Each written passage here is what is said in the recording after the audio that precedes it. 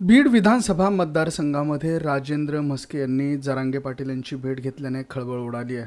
राजेंद्र म्हस्के हे पंकजा मुंडे यांचे खंदे समर्थक मानले जातात आणि त्यांनी आता मनोज जरांगे पाटील यांची भेट घेतली आहे आणि ते बीड विधानसभा मतदारसंघामधनं इच्छुक असल्याची माहिती सध्या समोर येते आहे।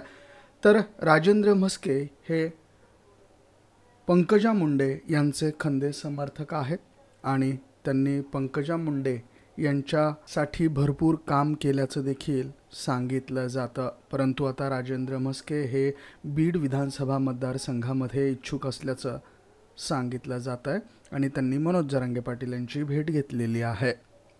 नाही चर्चा त्याच्यावरती नाही झाली, परंतु इच्छा कोणाची पण असते। आपण जर आव्हानच केलंय की इच्छुक आहेत त्यांनी यावं, म्हणजे मला लक्षात येईल इच्छुक किती आहेत, कोण द्यायचं आहे। मी 2-3 टप्प्यात काम घेणार आहे।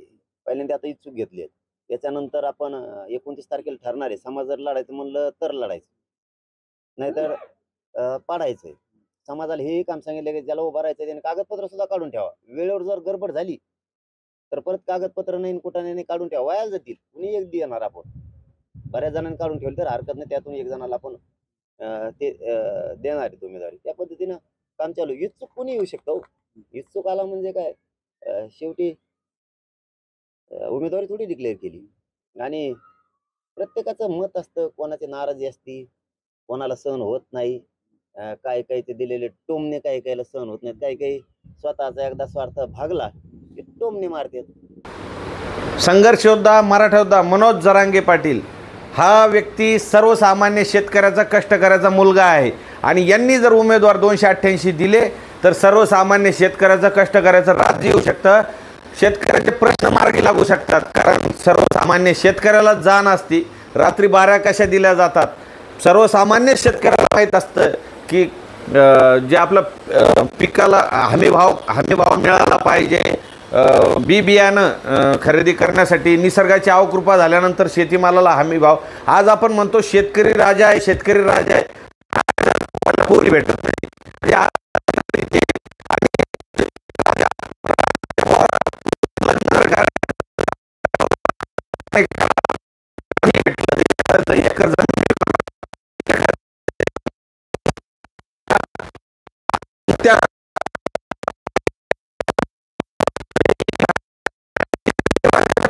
शिक्षण घेत नाही। शेतकऱ्यांसाठी बी बियाणं घेण्यासाठी आज बाहेरच्या राज्यांमध्ये कर्ज दिल्या जातं विना म्हणजे मला वाटतं की तेलंगणा राज्यामध्ये 10,000 रुपये प्रतिवर्षी शेतकऱ्यांना दिलं जातं। आज आपलं एवढं पाऊस पडतो, हे सगळं पाणी वाहून जातं, याच्या काही उपाययोजना नाही। तर सरकारने याच्यावर काहीतरी केलं पाहिजे।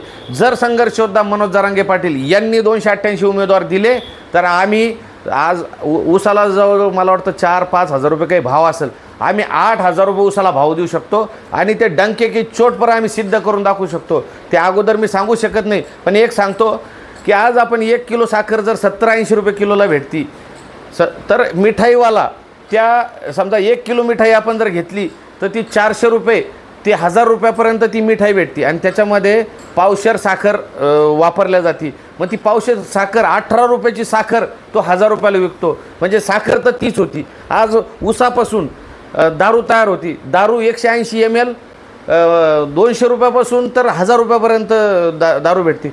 ॲश बनती, मळी बनती त्याच ऊसापासून आणि शेतकऱ्याच्या ऊसाला भाव नाही, कापसाला भाव नाही। कापसापासून हजारो रुपयाचे कापड तयार केले जातात, पण कापसाला भाव नाही। म्हणजे आज टमाट्याला भाव नाही।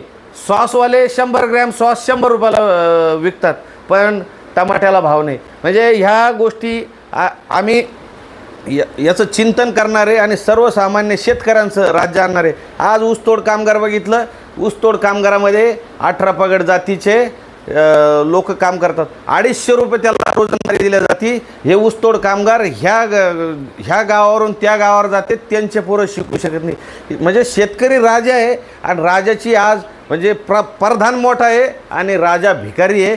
आज आत्महत्या म्हणजे जर जरांगे पाटील यांचं सरकार आलं तर सर्वसामान्य शेतकऱ्यांना न्याय भेटू शकतो, कारण 80 ते 90% समाज हा शेतकरी आहे. आणि त्यामुळंच ही जी तीव्रता वाढली आरक्षणाची. जर शेतीमालाला हमी भाव मिळाला असता, जर कारण 90% मराठा समाज हा शेतकरी आहे आणि शेती पिकत नाही आणि पिकली तर इकत नाही आणि जर विकायची वेळ आली भाव बी असला तर निसर्ग साथ देत नाही. अशा परिस्थितीत शेतकरी चाललेला आहे.